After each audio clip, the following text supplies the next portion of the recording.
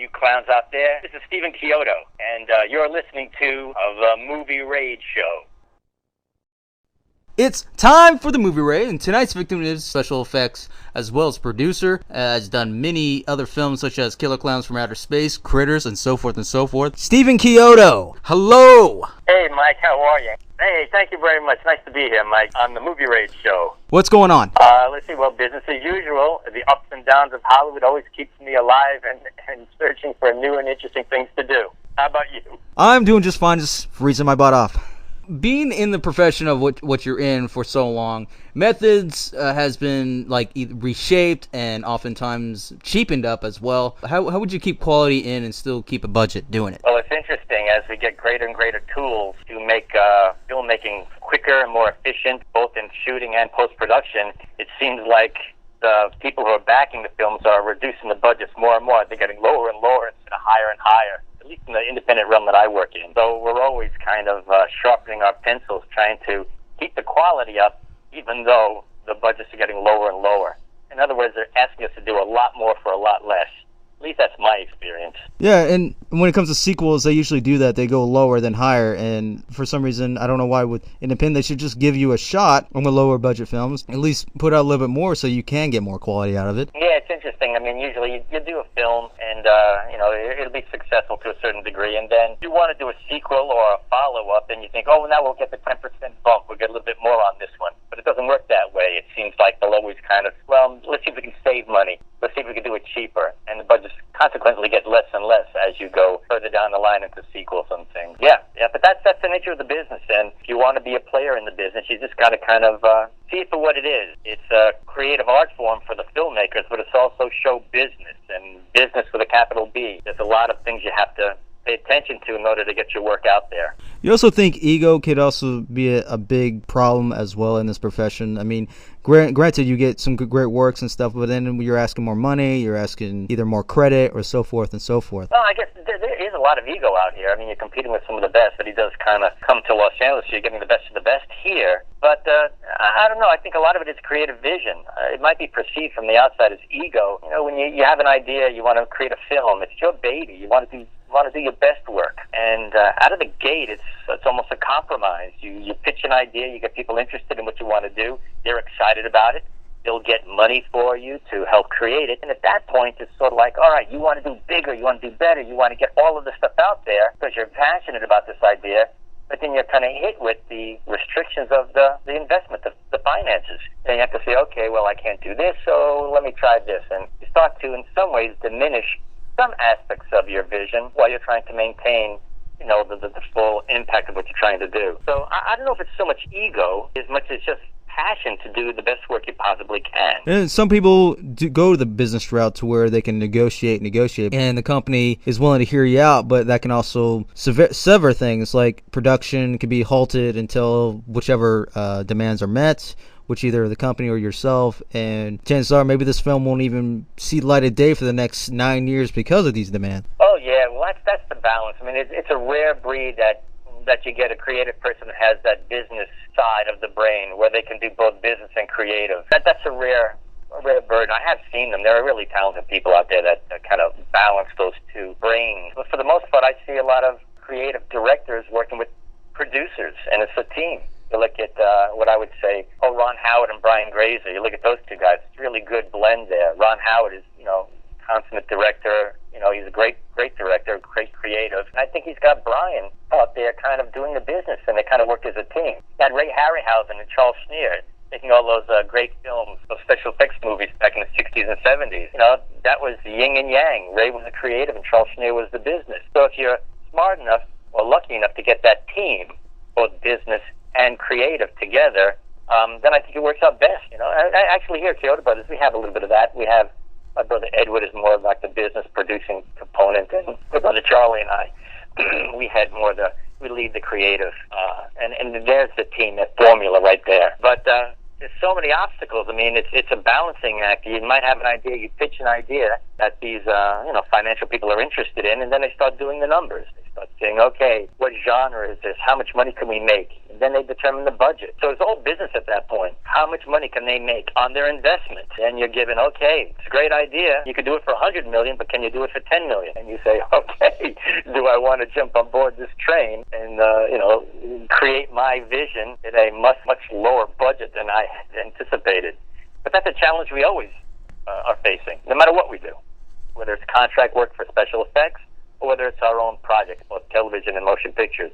Now, do you think it might be best going to international thing? You think it'd be even more difficult than, clearly it's just as difficult in the U.S., but having to market your work through other ventures, so to speak, or venues? Well, it depends on your contacts. I mean, if you had contacts with foreign investors in the foreign market, then I guess, yeah, I take advantage of that. But it seems like it's more of a global market now, and the tendrils are reaching out all the way through every market. The United States used to be the leading market. I mean, it had the dominance as far as distribution, but it's kind of flipped now. The international distribution market is greater than just the U.S., although the U.S. is still a major component as far as getting films promoted for international market. No, again, that's the business side that I don't get involved in that much. What you do is you just find, some kind of, financing group that wants to invest in films. Now, sometimes they're distributors as well, and they have their little niche. Whether they distribute domestic and foreign, yeah,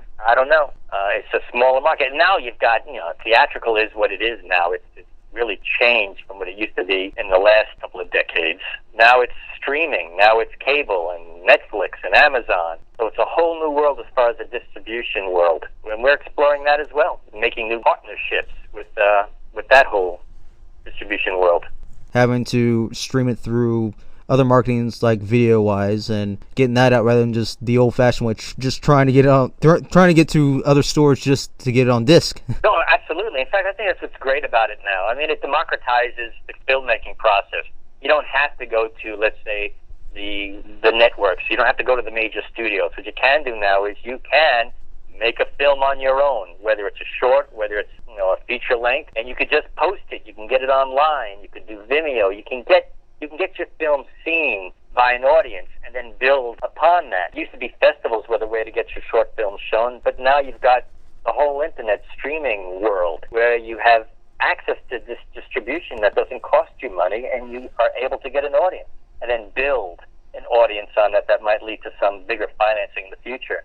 So I think it's great. I mean, we're seeing experimental films. We're seeing voices from people that don't normally get an opportunity to break into, let's say, the legit Hollywood business. And I think it's great. And there's a lot more channels to look at, a lot more content to absorb, because there's so many more people creating content. I think it's great. Still, it's tough for us to get our stuff out there in the budget realms that we want to produce. Yeah, and when it comes to starting out a small project, where do you think it's actually best to stay in a small business venture and keep it small in order to make a big success?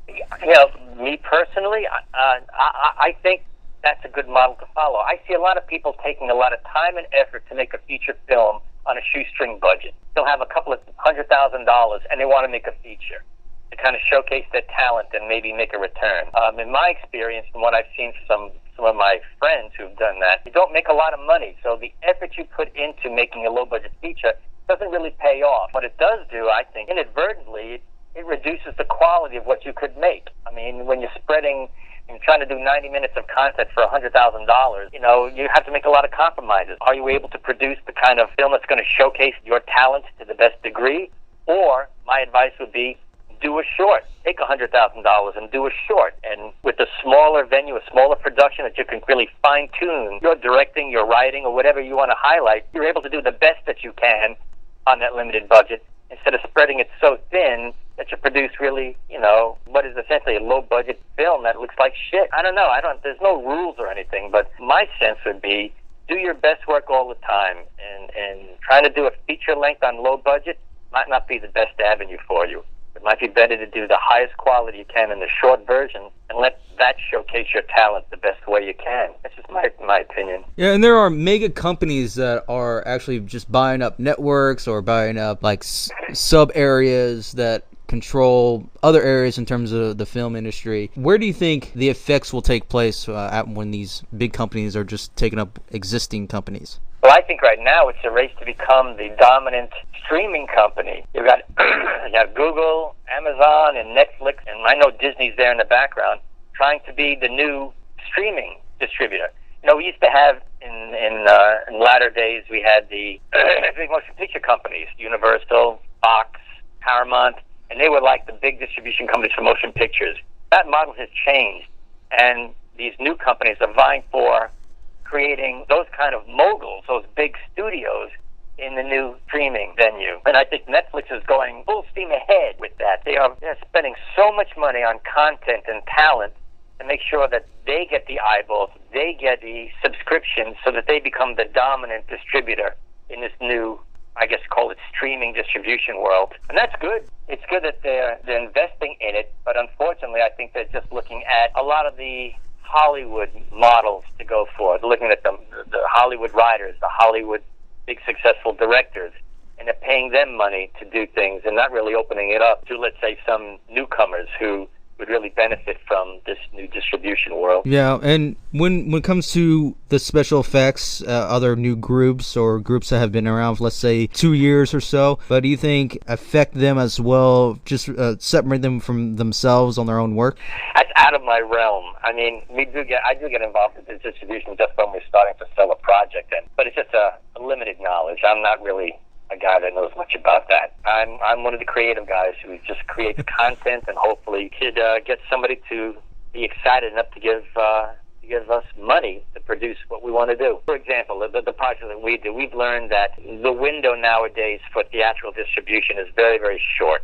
If you're not one of those tentpole productions of $200 million features where you can dominate, let's say, the theaters, your film gets lost after the first week. So all of your money, your creative investment that you've put into this thing over a year or so has 1 week in the box office. And if you don't get good box office, your film is lost and it goes directly to cable. We are looking at models on television, because we think that series television gives you an opportunity to keep your project out there longer. You might get a 13-week commitment on a cable show, so you've got your content out there for 13 weeks, as opposed to blowing your wad on a feature film that might just get released for 1 week before it gets thrown into the bargain basement bin of cable or late night or shit. How much stuff is on Netflix? Man, there's just tons of stuff. HBO Go. I mean, there's so much content out there. You just get lost. So just to address the elephant in the room, a lot of people are always interested in what's happening with Killer Klowns from Outer Space. And so I'll bring it up. And people ask what's going on, and keep on telling them it's in development, and they get frustrated and annoyed that nothing happened. I guess they don't understand the ups and downs and the ebbs and flows of this stupid industry that we're in. But to address the other topic about distribution, we pretty much abandoned the idea a while ago about doing a feature film, a sequel on Clowns, wondering whether we would get the kind of theatrical distribution deal that would keep it out there to make it worthwhile to do. We were pursuing a cable, a TV show. You look at something like so many of the shows that are out there, like Walking Dead. It's this long arc series, multiple characters, multiple stories, and we've pitched a number of studios a Killer Klowns cable show, which has gotten good response, but not enough traction to really get going. So not that we dismissed theatrical, but we were looking at, let's say, more of a TV series, just to keep the property out there more reliably, and to hopefully push merchandising, which we think is a big bonanza if it ever was to go that way. So to keep everybody, let's say, the latest news is, we're working on something with Clowns it's closer to being produced than ever before. We're getting good response to the things that we're pitching. So I'd say keep your fingers crossed, keep watching the skies, and there'll be a Killer Klowns in the future in some format or another, whether it's motion picture, whether it's cable, or whether it's VR. You never can tell. Now, isn't there a new soundtrack coming out with it too, or remastered? Oh, absolutely. Thanks for reminding me. John Massari, the composer of the original Killer Klowns score, has created an orchestral version of the soundtrack, and I believe it will be available on CDs, but also this year, I think it's May 19th, 2018, John is going to have a live performance of a screening of Killer Klowns with the Hollywood Chamber Orchestra playing an orchestral version of Clowns simultaneously here in Los Angeles. That's going to be awesome. Yeah, so check out John Massari's site and the Chiodo Brothers production site, and there's also a Killer Klowns site.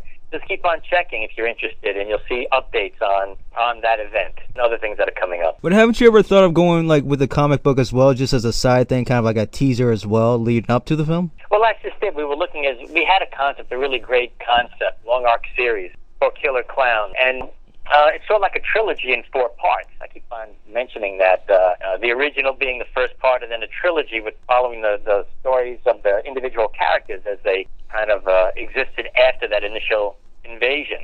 And that's what we were pitching as a cable show, and it got good response. You know, the wheels turn very slowly, and financing is kind of fleeting. Here we were with this really wonderful idea, and we wondered, well, if we can't do a series or a feature film, what's another format that we can get the story out there to kind of keep the fans aware of this ongoing clown adventure? And we were considering comics. So, again, we're looking at this long arc story that we've got, kind of reimagining it as a comic book series. But that's another industry that we're not really familiar with. What happens is we think, oh, it's cheaper than a feature film. Yes, it is. But it's a whole other business model, a whole other thing that we're unfamiliar with.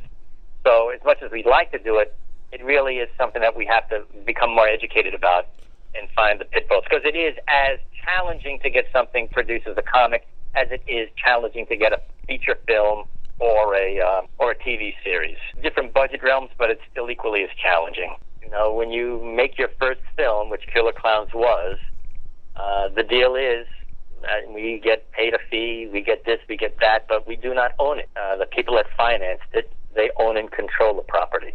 And it has since changed hands from Transworld Entertainment, the original backers to the film, to various people, to now MGM. And it's like that with so many properties. I mean, you could talk to so many people that come up with original ideas and they get it out there as a first film, and you find out that they don't really control it as much as they'd like to. But it is still alive. It's very much alive, and it's getting, you know, in the past they used to say, don't hold your breath about a Killer Clown sequel or a Killer Clown property coming out.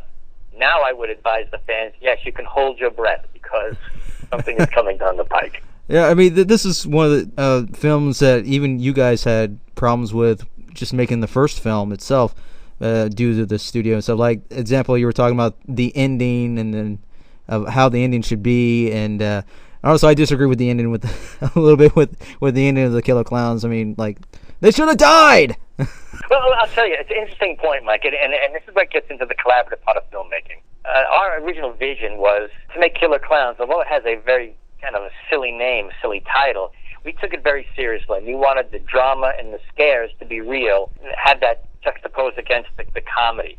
But we didn't want the comedy to kind of soften the real drama that we wanted to create. So in the original script, we had Dave the cop sacrificing himself and dying, you know, and he died in the original script. Not so much test screenings, but in looking at the film later on, when we actually saw it with one of our executives from Transworld Entertainment, Paul Mason, he said, guys, you know what, the ending is serious, but it's not that kind of film. He said the film is a fun movie. It's enjoyable, it has laughs, and he says, you really want to leave the audience feeling down with the death of one of the heroes, a character that people like, or do you want to do something different? He says the more upbeat ending, he thought, was his advice.